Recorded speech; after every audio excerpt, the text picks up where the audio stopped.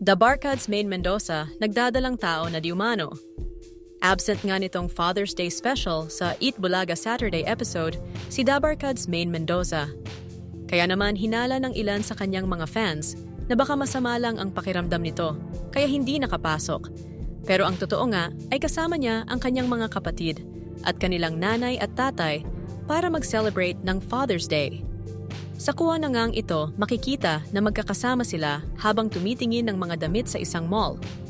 Napansin naman ng ilang netizens na tila yata namimili ng baby dress si Main, kaya naman hindi nila napigilang magtaka kung buntis na nga ba ang actress host.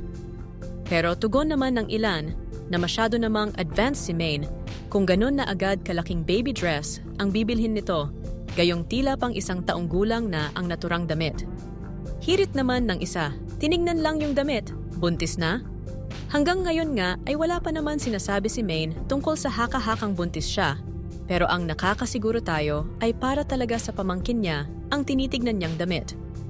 Dahil kasama nila ang mga batang anak ng kanyang ate Nikki, Colleen at Kuya Nico. Woke up to the buzzing streets, another day, another race. Scrolling through 1,000 faces, but none of them know my name.